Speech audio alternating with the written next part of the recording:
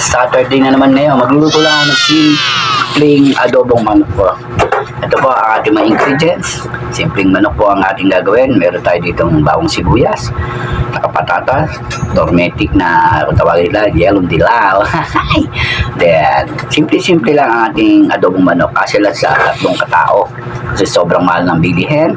Ito yung ating adobong manok na lulutuin. Yummy, no?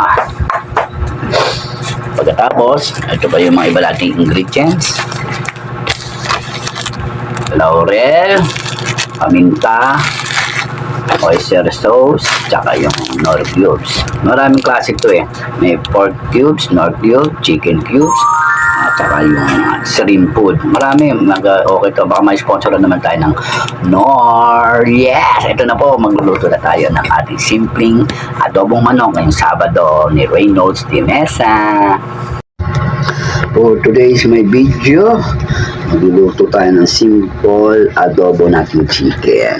Mamasok na bro kasi super tipid talaga. Napakamahal ng mga bilihin kaya pang pamidang konti ang ating ihahahain na adobong manok. Yan po ating mga ingredients. Knorr cubes, chicken. Then meron tayong oyster sauce, pamintang buo, at saka yung pamintang buo na may laurel, bawang sibuyas, patatas. Sobrang mahal kasi ng bilihin. May simpleng adobong manok lang ang ating gagawin. Lagyan natin ng konting tormetic na tawagin na luyang dilaw. Yan po mga Mars, umpisahan na natin. Nag-repeat na ako, nag-iwa-hiwa. This is my full video today. Adobong manok ni Reynolds de Mesa. Dito lang sa ating munting bahay. Habang hinahalo-halo itong ating patatas, hindi na muna yung patatas. Ito medyo pwede yan kasi hotdog, pwede rin nasa umin yan. Yan yung pa-floating natin sa ating adobong manok. Ayun, nagigisa muna mga Mars, mga bro. Ngayong Sabado ay talagang napakasarap magluto ng ating adobong manok. Separate muna yung ating patatas. Ayun manok, kami nagigisa ko natin sa bawang sibuyas. Ating ingredients na iba, diba? Diba? Okay, halo-halo lang. Basta maging brownie. Yan, ipapakita natin yung ating adobo. Yummy! Yan po, guling-guling sa aking pwesto at ito na ating alam niyo na mga Mars, mga bro, yung ating tinatawag na adobong manok ni Reynolds. Yan po, ha? Ayan po. Ako'y niluluto ko na kasi napakasarap eh.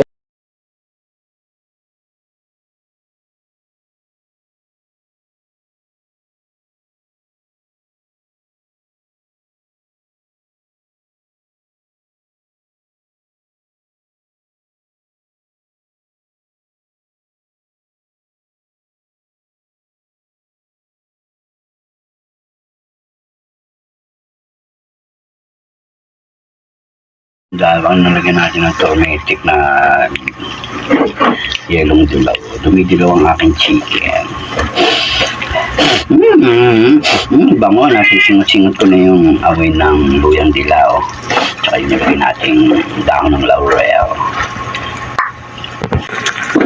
Yan po, nalagyan natin ng oyster sauce ang ating chicken.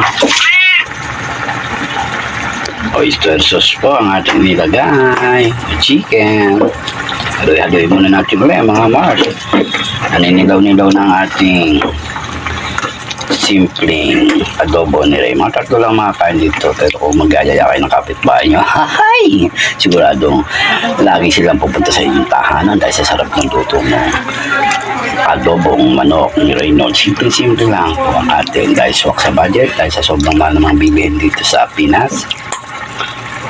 Yung sugar natin, then add na natin yung sugar na pwede yung sugar white, sugar brown, sugar na yung parang tawagin guys, kobado ba yun? Pwede rin yun. Pero ang gamit ko ngayon ay segunda manong asukal. Yan, kapakasarap yan no mga to. Yummy, yummy, yummy. Lagyan natin ng suka. Bigyan ko na ng konting suka. Kasi medyo masim-masim yung lagyan natin suka dato puti. Yan, hintayin na natin kumulo ng mga siguro 30 minutes or 20 minutes. Basta hintayin lang natin mag-brown-brown ng konting ating chicken. Then, umpisa na natin hanguin at kainin. Ating simpleng adobo ni Reynolds. At makakain ito ay tatlo. Yummy! Iyain yung kapitbahay nyo. Pero nasa inyo na yan mga Mars, mga bro. Wait a minute lang ha, kaping mainit. Puro na yan, sir. Oo, sige. Salamat. Yung ating adobo ngayong Sabado. Yes, luto na yung ating adobong, simpleng adobo ni Reynolds. Na may duyan dilaw ng turmeric. Yan, yummy na. Hanggang dito na lang ulit mga Mars, mga bro. Hanggang sa ulitin. Yummy ang ating adobong manok ni Reynolds. Yummy with turmeric, luyang dilaw. Go, go, go. Power Ranger. Hanggang sa ulitin. Like mo, share mo. You know, good morning. Ito yung ating adobong manok na sinasabi ko sa iyo. Simple nga with yelong dilaw. Yelong dilaw. Turmeric ba? O yun ito mga so, tikman natin, luto natin. Sarap. Yummy ang luyang dilaw. Kaya kung sa inyo, bumili kayo, nabili lang natin yung halaga 5 piso sa palengke. Kailangan tipid-tipid tayo. Panahon na yun, pag hindi ka nagtipid, hindi ka nga na walang titin, walang kakainin. Hindi tayo mapagtanim ngayon. Sarap.